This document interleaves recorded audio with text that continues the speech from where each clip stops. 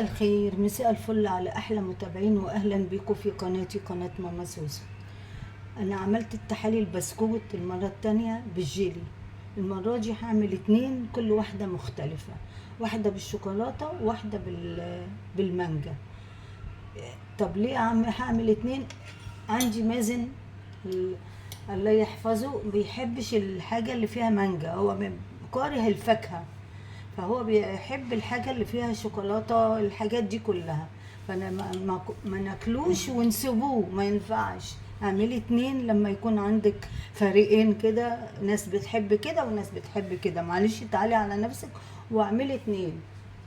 تعالي نسمي الله ونصلي على سيدنا رسول الله ونشوف هنعمل ايه.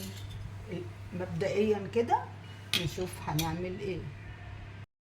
مبدئيا كده انا عندي هنا كيس كاستر بالكاكاو، تمام، وعندي كاكاو وعندي صوبيا. ده حاجات زيادات، هي ممكن تحطي كاكاو بس، دي حاجات زيادات، تمام. انا حطاهم، يعني انت ممكن تعملي الكاستر بس انا عايزه ازود الكميه. انا عندي اتنين باكو، بس انا قلت ايه، اعمل باكو واحط كاكاو، بدل ما احط اتنين احط كاكاو، وعندي صوبيا بالكاكاو احطها، ماشي، وعندي نشا. خلاص نبدا. والتاني عندي فانيليا وعندي نشا وعندي سكر، تمام. مش هحط لبن. ليه مش هحط اللبن؟ الكاستر بالفانيليا هو قالون لما بتعمليه بدون لبن بيبقى اصفر، وانا عايزاه اصفر. انا ممكن كنت اطلع كيس مانجا واضربه واعمله بالنشا، لا قلت ايه، خليها وقت، خليها ادام انا عندي كاستر، تمام. يعني مش هعمل حاجه باللبن، هتوفري لبن، تمام. نبدا هنا نقول بسم الله ونشوف اللي هو بالشوكولاته بالكاكاو اهو هنعمله. خلاص بسم الله. انزل الباكو بحاله. انا جايبه علبه بسكوت، تمام. ادي كده حاجه. الحاجه التانية هنزل برضو عليه الكاكاو، كاكاو محلى مش محلى يعني. دي معلقه كده كبيره، انا حطيت معلقتين ليه؟ عشان المعلقه دي صغيره، تمام. اركنها بقى على جنب كده عشان عاوزها حاجه تانية. وهحط بقى السوبيا عشان تدي طعم حلو قوي، برضو فيها معلقه صغيره، هحط معلقتين صغيرين يعني معلقه كبيره، مش لازم معلقه عشان ايه جامده جوه. هحط معلقه اهو. خلاص نركنها على جنب لان انا مش هحتاج لها، خلاص دي في حاجه الكاكاو اللي هحتاج لها في التزويق. نيجي هنا نحط السكر هحط، هو بيحب الحاجه محلوه قوي. كده 2 3 4 5 6، وهحط له السبعة عشان هو بيحب الحاجة محلوة. خلاص امسح بس مطرح السكر ده عشان ما بحبش، عشان ما يجيش نمل. خلاص كده انا مسحت. انا هحط بقى مية، هحط 3 كوبايات مية او 4، تمام. اقلبها بس كويس كده وهحط المية عليه بس اما اخلص التاني. هنا بقى نيجي هنا الكاستر، هحط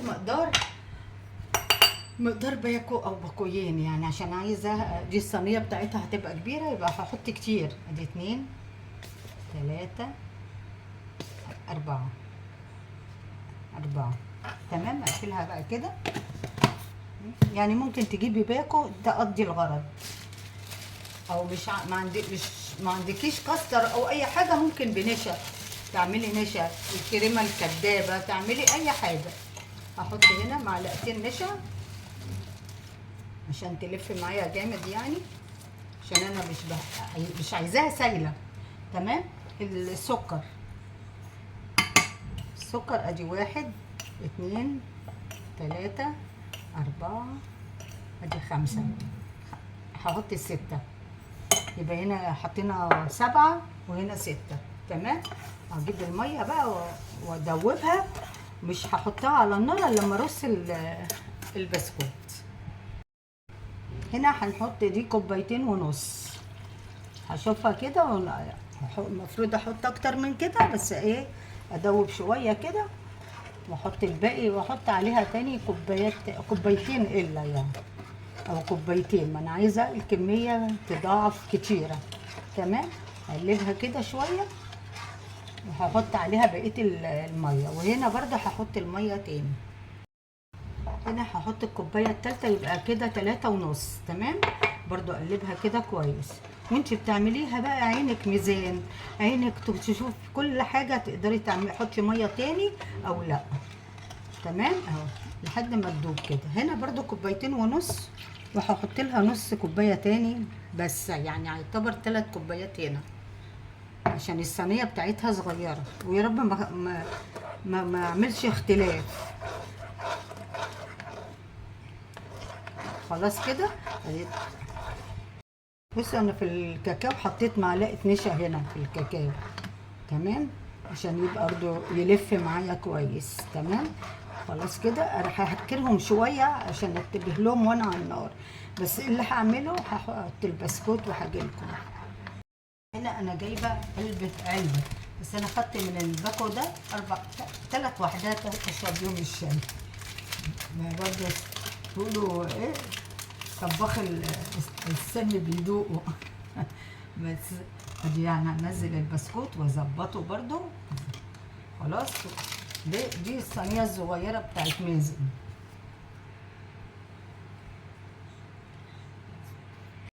كده عملت صينيه مازن. هنا هنعمل بقى الصينيه الكبيره. رصها برضو زي التانية. تمام. برضو هوريكم في الاخر. بصوا هنا ما خدتش 5 بواكي. تمام. شيل البسكوت بقى. تمام. واروح على البوتاجاز اعمل الكاستر وارجع. بصوا بقى هنزل الاول الابيض عشان هو يعتبر برد عن التاني. اهو ابيض. انزل نص الكميه وافرشها كويس. تمام. بالراحه برضو كده عشان ما يتحركش البسكوت. تمام. هظبطها وانزل برضو هنا، بس اظبط الاول الابيض. هنا نزلت هنا اللي بالفانيليا، هنزل هنا اللي بالكاكاو والكاستر البني برضو نص الكمية، والنص التاني برجع تاني احط بسكوت. تمام. كده بقى برجع ارص البسكوت تاني فوق الكاستر اللي انا حطيته الطبقة التانية. تمام. بعد ما رصيت البسكوت الطبقة التانية، انزل بقى ايه دي كده. لقيت الكاستر البني وارصها كويس طبعا، عشان لسه في طبقة تالتة هقول لكم هعمل فيها ايه. خلاص كده انا حطيت الطبقة التانية برضو على الكاستر الاصفر. خلاص اظبطها بقى واوريها لكم. تعالوا بقى نعمل الجنش بتاع الكاكاو اللي هي الصينيه كاكاو. تمام. هناخد هنا حوالي 3 معالق او معلقتين عشان انا مش عايزه كتير. تمام. كاكاو. خلاص. وهناخد لبن بودر برضو معلقه كبيره هرميه كده. تمام.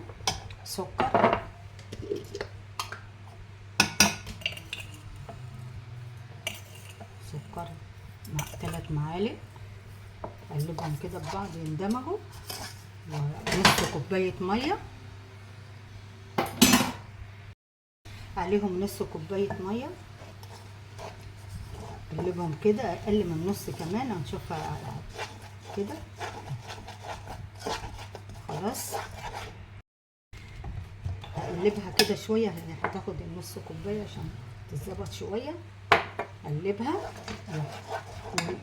ونص معلقه زيت كده تديها اللمعه. خلاص كده.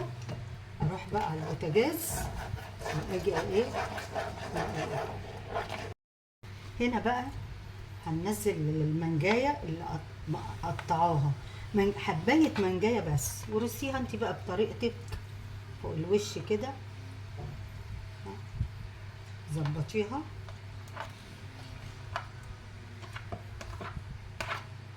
تمام كده. المهم ايه يبقى في كل الركن، في الاركان كلها فيها مانجا. طبعا المانجا ماليه السوق، يعني تقدري تعمليها في اي وقت. خلاص كده. هنعمل لها طبقه تلميع بقى، شوفوها دلوقتي. بصوا بقى، نركن ده على جنب كده. انا جبت الجنش ده من على النار سخن، هنزل عليه شوكولاته كده تسيح بسرعه. لو ما ساحتش معاكي حطيها على النار تاني. خلاص هي بدات تسيح اهي. تمام. هنزلها بقى على تاني الشوكولاته بقى. ده لسه بسخن له الميه للجيلي. هي الحكايه طويله شويه معلش، بس حاجه جميله لاولادنا وتقدري تعمليها، يعني حلوه جدا جدا في الصيف يعني. خلاص كده انزلها بقى. هي المفروض كانت تتعمل من بدري، بس ايه عشان تبرد، بس ايه كده الوقت عندي ضيق. تمام. انزلها بقى كلها كده.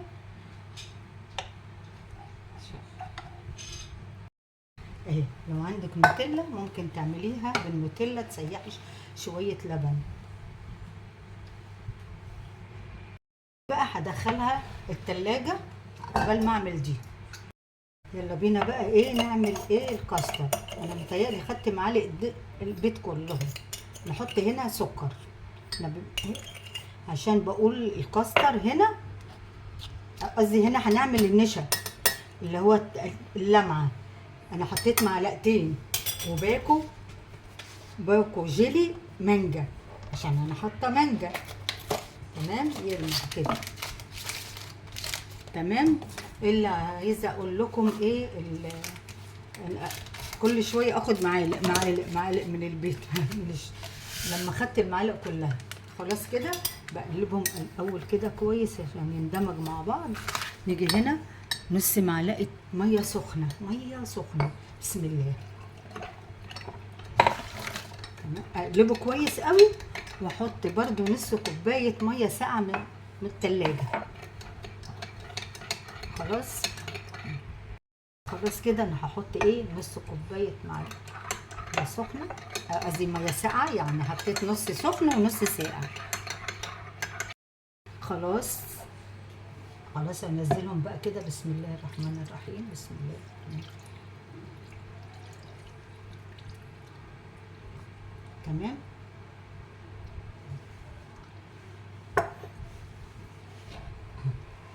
ادخلها بقى التلاجة واوريها لكم ما اقطعها. شايفين بعد 3 ساعات انا سبتها ونزلت الحقيقة، يعني كان ورايا مشوار، بس جمدت حلو وان شاء الله تبقى جميلة وطعمها جميل. المرة التانية كانت تحفة، عشان كده انا عملتها تاني لانها عجبتهم قوي قوي. تعالوا نجرب كده. نقطع حتة اللي هي بالكاكاو. بسم الله. طرية وحلوة برضو، ما تخوفش. اهي.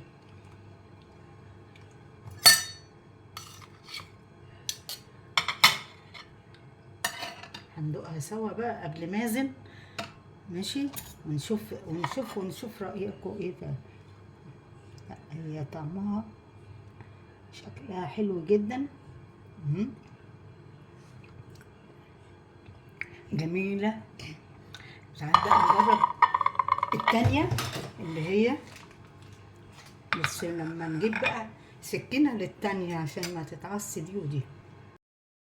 لا شكلها بقى حلو جدا، وبين الطبقات فيها عشان جمدت فيها. وندوقها سوا واقول لكم رأيي فيها ايه.